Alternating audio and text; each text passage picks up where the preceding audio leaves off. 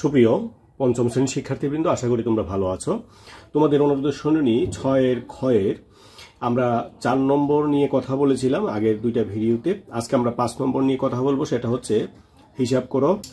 তো হিসেব করো এখানে হচ্ছে ভগ্নাংশকে পূর্ণ সংখ্যা দ্বারা এবং ভগ্নাংশকে ভগ্নাংশ দ্বারাও ভাগ করা আছে।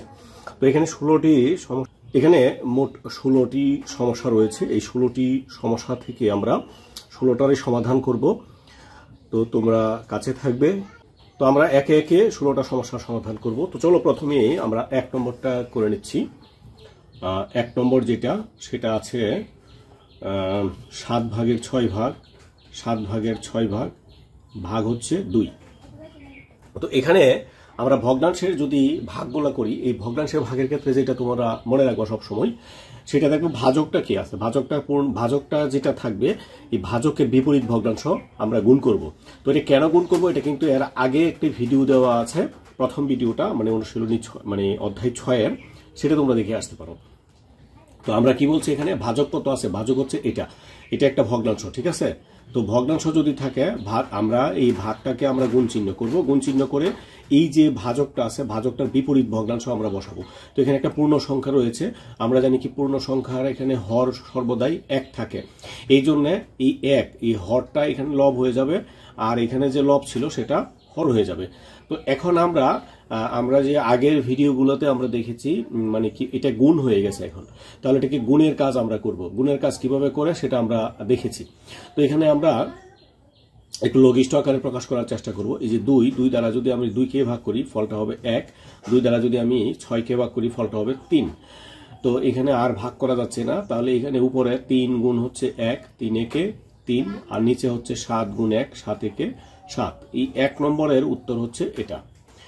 তো আমরা যদি পরক্ষণে 2 নম্বর যেটি আছে, 2 নম্বর যেটি দেখি, 2 নম্বর বলছে 5 ভাগের 3 ভাগ, আর ভাগ হচ্ছে 3।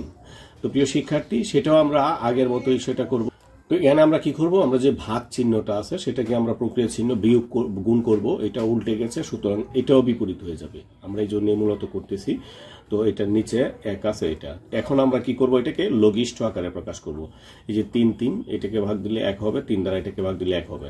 এখন উপরে কি আছে, মানে লবে 1 একে 1, আর হর হচ্ছে 5 একে 5।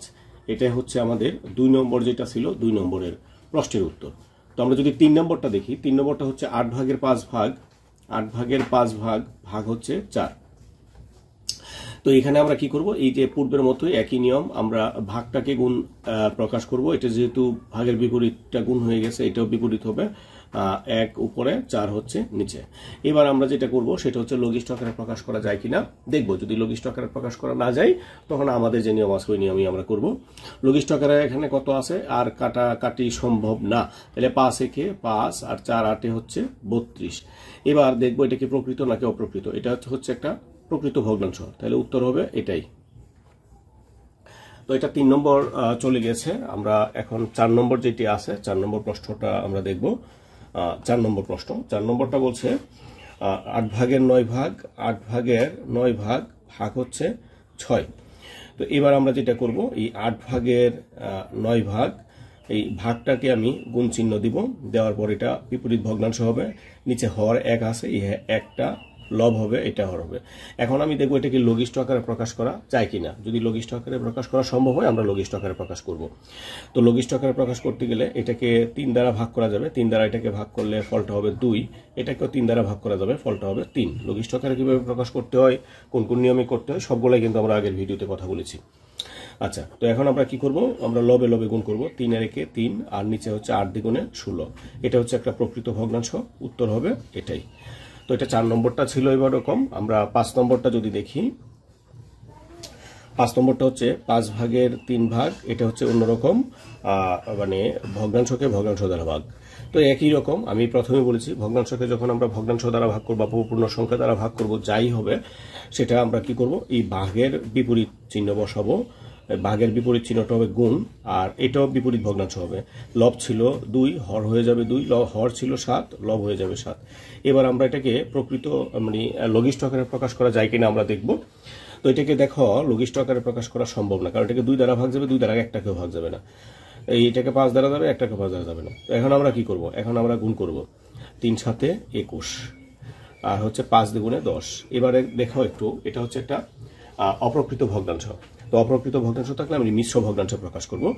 আমি এখানে যদি ভাজক হচ্ছে 10 আর ভাজ্য হচ্ছে 21, 10 দুগুণে 20, কত থাকবে 1।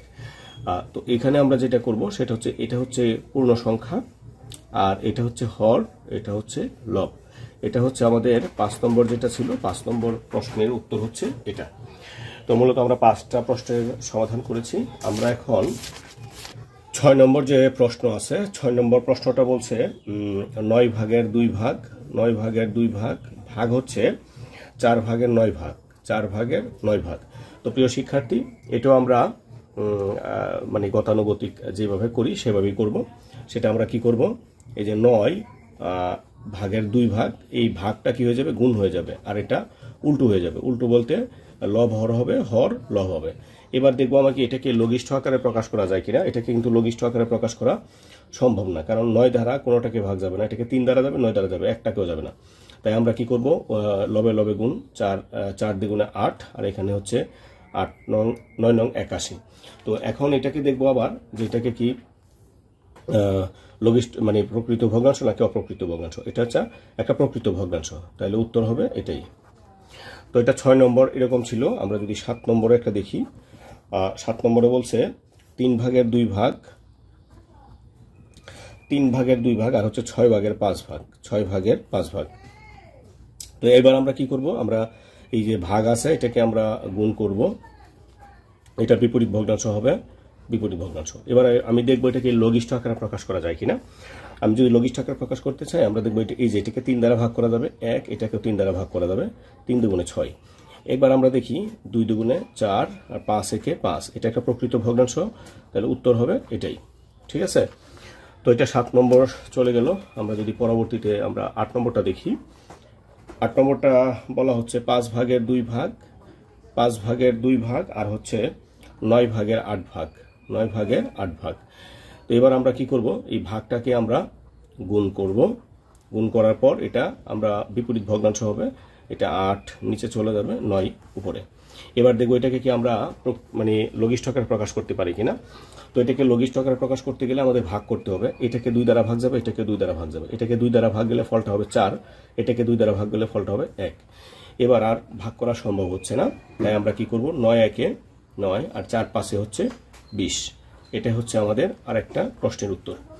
তো এটা 8 নম্বর চলে গেল।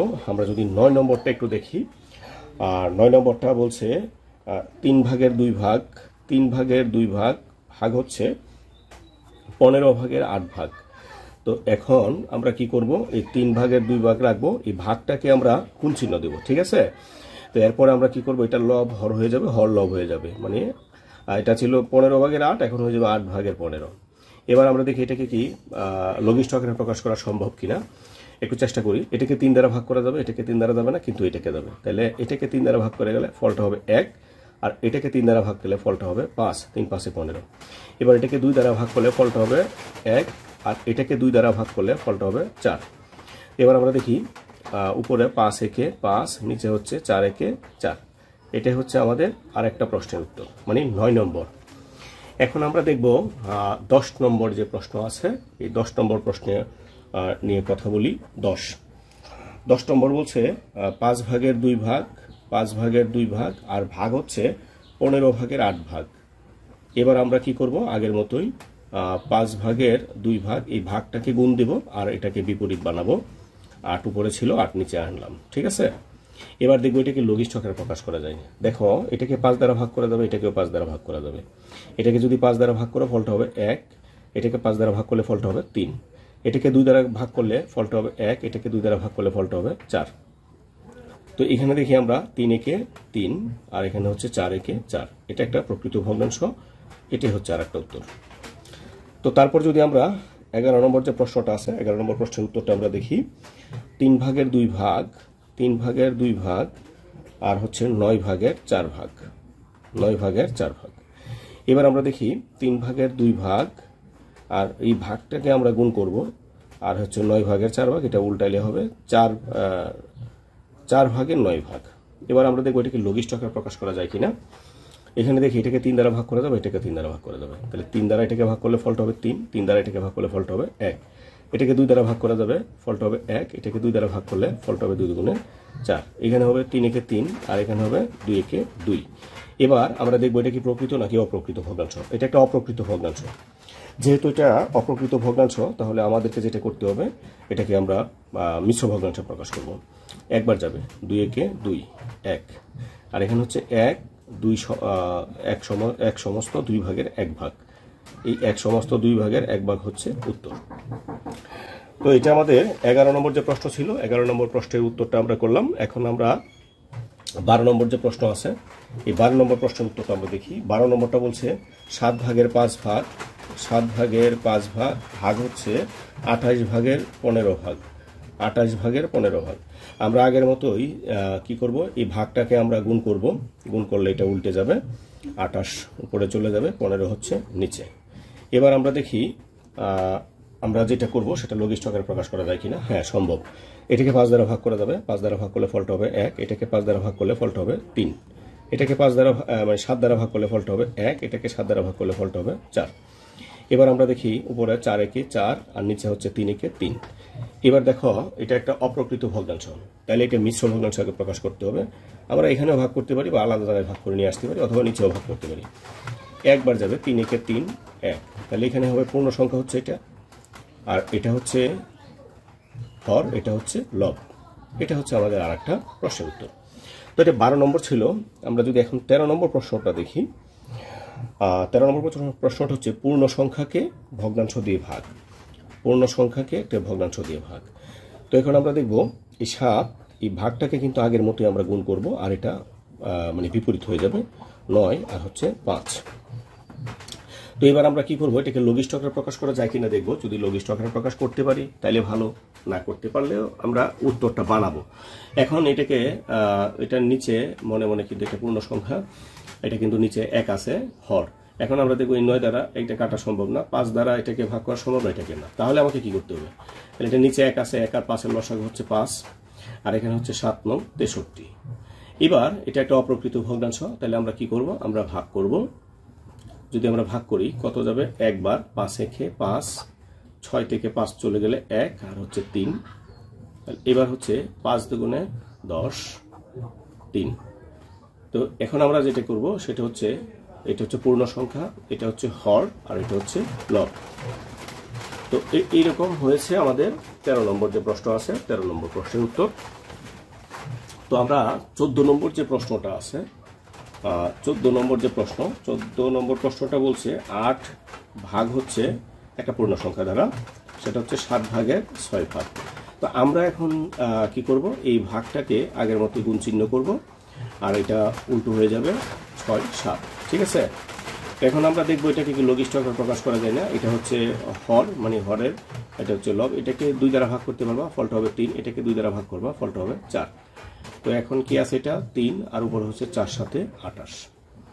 এবার যদি আমরা ভাগ করি, ভাগ আলাদা জায়গায় করবা, নিচে করতে পারো। 3 নং হচ্ছে 27, কত থাকবে 1। তাহলে এটা হচ্ছে আমাদের পূর্ণ সংখ্যা, এটা হচ্ছে হর, আর এটা হচ্ছে লব। এটা হচ্ছে মূলত আমাদের 14 নম্বর। তারপর 15 নম্বর যে প্রশ্নটি, 15 নম্বর প্রশ্নটা যদি আমরা দেখি একটু, 15 নম্বর প্রশ্নটি হচ্ছে 2 সমস্ত 4 ভাগের 1 ভাগ, আর ভাগ হচ্ছে 2 সমস্ত 4 ভাগের 1 ভাগ।